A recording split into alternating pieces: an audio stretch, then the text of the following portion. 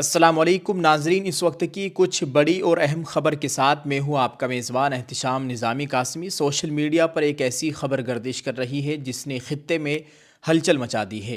دعویٰ کیا جا رہا ہے کہ بھارت نے اپنی سرزمین ایران پر حملے کے لیے امریکہ کے حوالے کر دی ہے۔ ناظرین، کیا واقعی ہندوستان نے اپنی زمین کسی دوسرے ملک کے خلاف استعمال کرنے کی اجازت دے دی ہے؟ اس سنسنی خیز دعوے کی اصل حقیقت کیا ہے؟ آئیے جانتے ہیں اس رپورٹ میں۔ خبر کو شروع کرنے سے پہلے آپ سب کی خدمت میں عید الفطر کی دل کی گہرائیوں سے بہت بہت مبارکباد۔ اللہ تعالی ہماری رمضان کی تمام عبادتوں کو قبول فرمائے اور ہمیں زندگی میں بار بار ہم سب کو صحت و عافیت کے ساتھ یہ عید کی خوشیاں دیکھنے کی توفیق عطا فرمائے، آمین۔ آپ سب کو عید الفطر کی بہت بہت مبارکباد۔ اللہ آپ اور ہم سب سے راضی ہو، آمین۔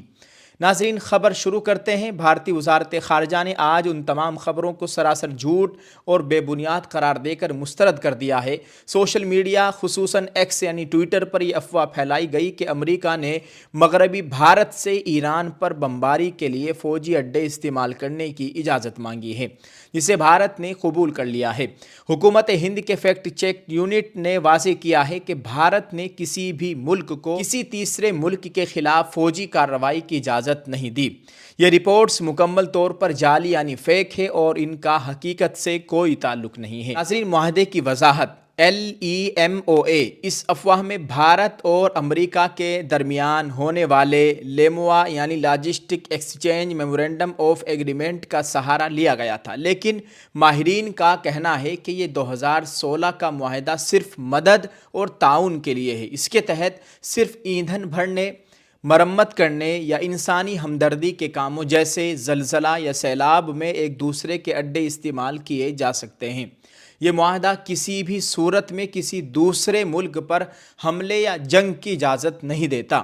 ناظرین، یہ واضح طور پر ایک پروپیگنڈا ہے جس کا مقصد بھارت اور ایران کے تعلقات میں دراڑ ڈالنا اور سوشل میڈیا پر خوف و ہراس پھیلانا ہے۔ وزارت خارجہ نے عوام سے اپیل کی ہے کہ ایسی غیر تصدیق شدہ خبروں پر کان نہ دھریں اور صرف سرکاری ذرائع پر بھروسہ کریں۔ تو یہ تھی اس وائرل خبر کی اصل حقیقت۔ سچ یہی ہے کہ بھارت اپنی آزاد خارجہ پالیسی پر قائم ہے اور کسی کی جنگ کا حصہ بننے کا کوئی ارادہ نہیں رکھتا ہے۔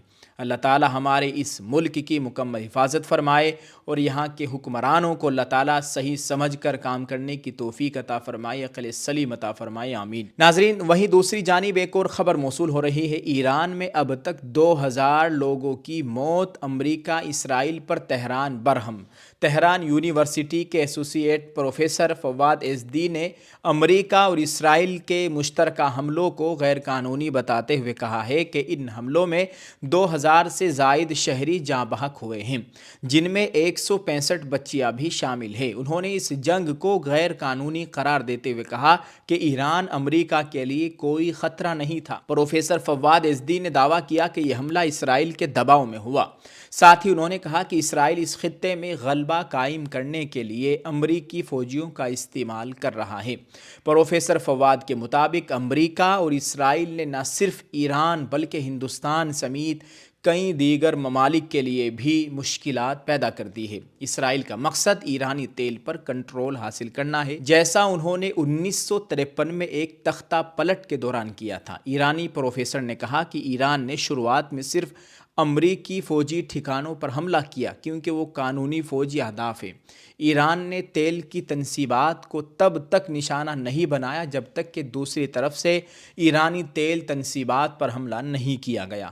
ساتھ ہی انہوں نے کہا کہ تیل ریفائنری عام طور پر قانونی فوجی ہدف نہیں ہوتی، لیکن جب ہماری طرف حملہ کیا گیا تو ایران کے پاس جواب دینے کے علاوہ کوئی متبادل نہیں تھا۔ تہران یونیورسٹی کے ایسوسی ایٹ پروفیسر کے مطابق یہ تنازع صرف علاقائی نہیں بلکہ عالمی سطح پر توانائی کی فراہمی اور سیاسی استحکام پر بھی اثر ڈال رہا ہے۔ ان کا یہ بیان ایران اور مغربی ممالک کے درمیان بڑھتی ہوئی کشیدگی کی سنگینی کو ظاہر کرتا ہے۔ ناظرین، دعا کیجیے اللہ تعالیٰ پوری امت کے حال پر رحم فرمائے، اللہ تعالیٰ نصرت و مدد شامل حال فرمائے، آمین۔ ایک اور خبر اس وقت خوب گردش کر رہی ہے، اس سے بھی آپ لوگوں کو آگاہ کیا جا رہا ہے۔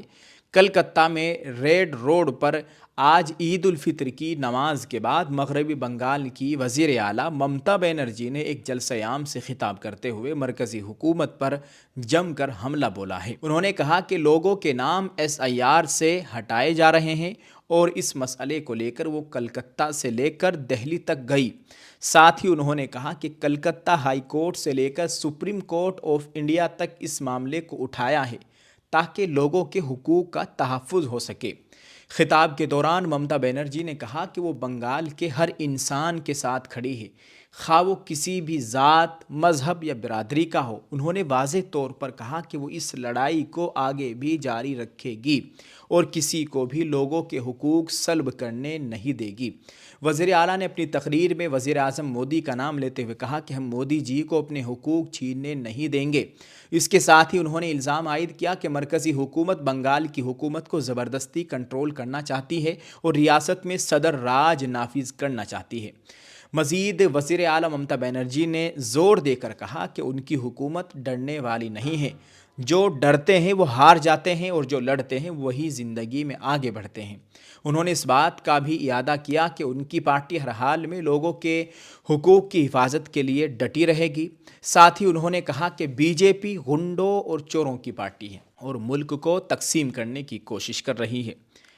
کچھ لوگ پیسے لے کر ووٹ تقسیم کر رہے ہیں اور ایسے لوگوں کو عوام پہچان چکی ہے۔ وزیر اعلیٰ ممتا بنرجی نے ایک کہاوت بھی کہی کہ مدعی لاکھ برا چاہے تو کیا ہوتا ہے، وہی ہوتا ہے جو منظور خدا ہوتا ہے۔ ممتا بنرجی نے مزید کہا کہ سرفروشی کی تمنا اب ہمارے دل میں ہے، دیکھنا ہے زور کتنا بازوئے قاتل میں ہے۔ اللہ آپ کا بھلا کرے، ہندوستان اور بنگال خوشحال ہو۔ مغربی بنگال کو نشانہ بنانے والوں کو جہنم میں جانا چاہیے۔ خودی کو کر بلند اتنا کہ ہر تقدیر سے پہلے خدا بندے سے خود پوچھے بتا تیری رضا کیا ہے۔ ہمارا صرف ایک ہی ارادہ ہے، BJP کو ہٹانا اور ملک کو بچانا۔ یہ خبر آپ کے ساتھ شیئر کی ہے اور وزیر اعلیٰ کے یہ الفاظ تھے جو ہم نے آپ کے ساتھ شیئر کر دیے ہیں۔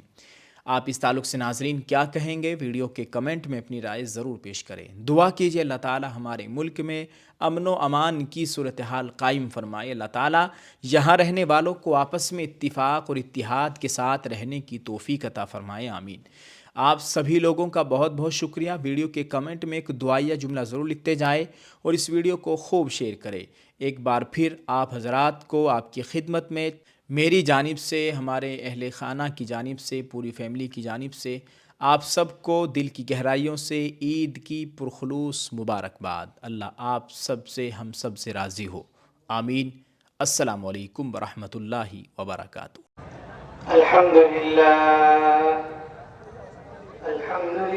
وکفى وسلام علی عباده الذین اصطفى اما بعد اعوذ باللہ من الشیطان الرجیم بسم اللہ الرحمن الرحیم قد افلح من تزکى وذکر اسم ربه فصلى صدق اللہ العظیم۔